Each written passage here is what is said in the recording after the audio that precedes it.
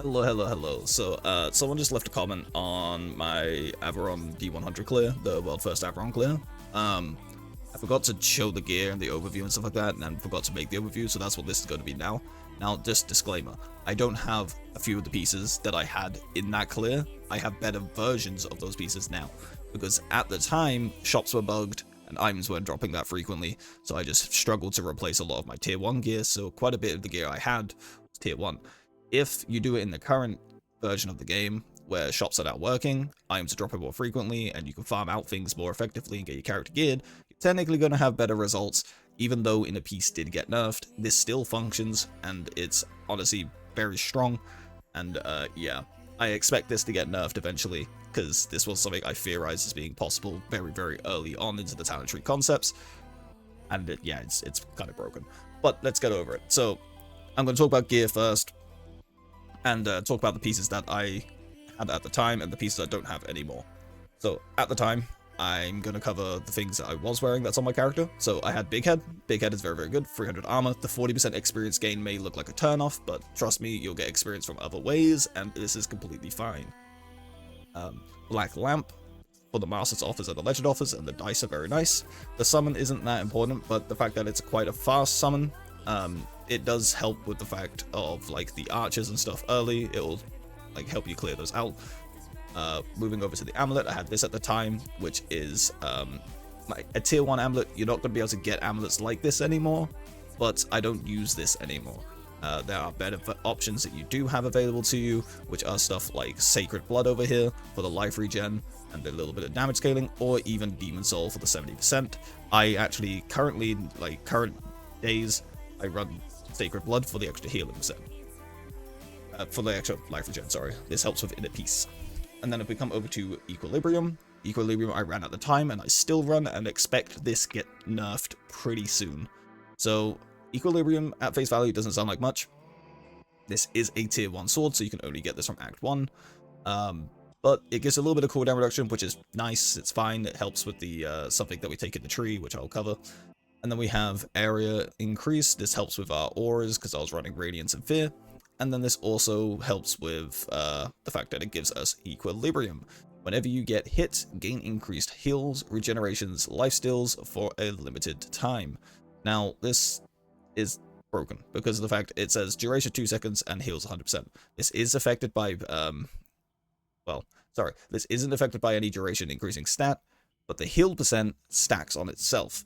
So what happens is, if a cat is shooting you with a laser, these are very frequent hits. If you stand in the cursed rain puddle, or you get hit by like the fire breath from the Djinn, Insect Queen's laser, etc., all these things that do constant damage, it has to be direct damage from those sources. It can't be something like a burn, DOT effect, that's just like on your character from being hit by a fireball or something. It has to be actual hits.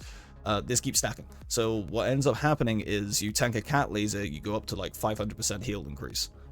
You tank the cursed and a cat laser, or you tank a bunch of beams at once or something like that from cats, you'll go up to something crazy near 3000% heal increase, which is ludicrous when it comes to stuff like Inner Peace, because now you're getting even more healing from Inner Peace, which means you get more experience from Inner Peace. This is why the head experience reduction doesn't really matter. I also had the Gauntlet at the time, which the Gauntlet is just there for the pull area a little bit, but also for the Master offers and the armor. These are the two main stats on the Gauntlet, are the Masters and the armor. That's why we take it. Masters doesn't roll on gloves usually, so having it on your gloves and also getting good defensive stats of doing so is a pretty good attraction. I don't have the boots I ran anymore, but these are basically the exact same thing, but better. I was running at the time tier 1 boots, which just had armor, life, and movement speed. These are basically the same. Life, movement speed, a little bit of armor, but also gives area, which is nice for the auras. The ring I had wasn't this one, but it was very close in approximation. This one's just better. No, that's not the one. Oh, but yeah, this is the one I was wearing, which was cooldown, passive experience, experience gain, legend offers, and Slayer, which is still very, very nice. But this one is the one that I currently wear because of the fact it gives life regen, which is good, again, because of Inner Peace, more experience gain, and legend offer. But this is still very good if I actually wanted the damage. The chest piece I wore was not this one, but this is a close approximation. This one's just better. The chest piece I was wearing at the time was a tier 1 chest piece. The tier 1 chest piece had just life and armor on it, and a couple of dice, which was like two alterations, 2 banishes, and 2 rerolls, and then high armor and average life. This one's better because of the fact it gives life heal increase, which affects your life regen stat. Not directly, like this value won't change, but it does affect the actual healing you get from it. Shard pool area is kind of whatever, and then the expert offers you can't avoid. And then the jewel is completely different. So this one gives power damage, which helps a lot with all the aura stuff and the retribution. But the one I had at the time was honestly just garbage. It was just a random expert jewel that was just an epic jewel, sorry, that I found from tier 2, which had a little bit of experience per second on it and a little bit of experience gain, which was the only reasons I took that jewel, because my original jewel on Avoron was garbage. But yeah, this one's much better. So that was the gear. Silk Road as well. I ran this at the time. Sorry, I forgot to mention this. Life is okay. The armor's okay, but it was mostly there for all the legend offers, just so I could try and farm out in a piece. But yeah. For the talent tree, this is what I run. If you just came for the talent tree, this is it. Copy paste, go. You're fine. I will talk about everything here because there are some suggestions I will make now because I have better gear that will make this better. So,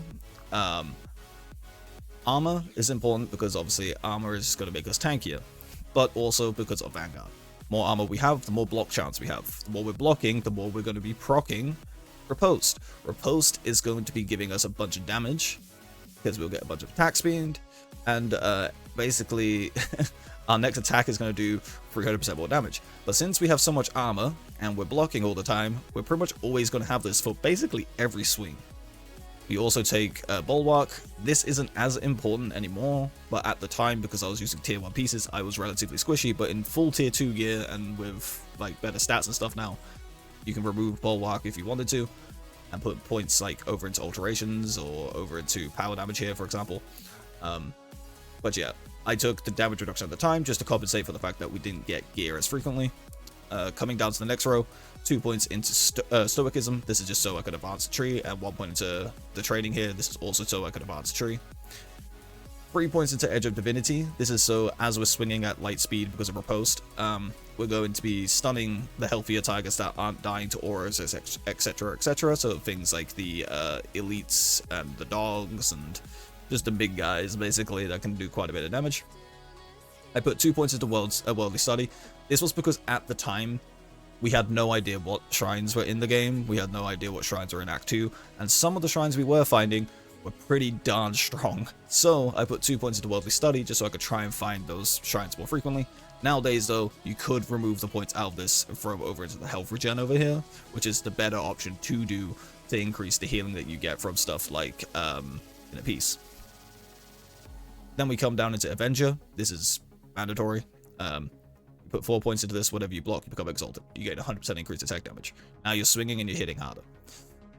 Then on the next row, we put 3 points into Tectonic Plating. This is now why we're stacking all this armor, is because all this armor is getting converted into block, and it's also being converted into attack damage.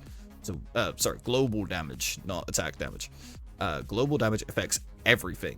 So 12% increased damage to all your damage. And this is a 4th multiplier because it's from the talent tree, so if we find any other global damage sources, this is going to get even more value. Outflank, you can technically remove the point out of this. I just like it because of the fact, in case anything does happen where you feel like you need to dodge and get out of the middle of all the enemies, you're guaranteed to always have a dash. And then I put 1 point into Divine Protection, and this is mainly just because of the fact at the time we were extremely squishy because obviously tier 1 gear. This just means every 60 seconds I'm guaranteed to be able to at least survive one more hit. So that was the main reasoning. But again, you can take the point out of this, throw it into Restoration over here, or throw it into the power damage, or throw it into something like offers. Like even Experience Pull is fine, or even rerolls, or like one of these other damage nodes. Like there's pretty much a lot of better choices than Divine Protection. It's just nice if you are feeling a little squishy, put at least 1 point in here just for the blanket. And the same with Guardian Angel. So I was using Guardian Angel because for the same reason, every 10 seconds I become immune to damage for 2 seconds. This is good because if, let's say, I'm fighting a bunch of enemies on top of the boss, like I was in that clip, in the video, sorry, and they manage to get me low and then there's procs, I'm not going to die. I'm going to instantly heal back to full because of the fact I'm hitting like at light speed. I have all this health recovery, I had vampirism, I had inner peace, etc. It also means because of the fact you're immune to damage for the 2 seconds, inner peace is always going to give you the experience because nothing's going to be reducing your damage below full because of the fact you're just immune to it. So it's very nice. But again, with tier 2 gear being stronger and we have access to that now, you can take the point out Guardian Angel and throw it over here into Champion instead for a lot more DPS value, or just ignore this row in general and throw it over here somewhere. So, thank you very much for watching. This is the overview for what I ran in the D100 clear, and yeah, thank you for watching. I also forgot to mention, I'm adding this in at the end,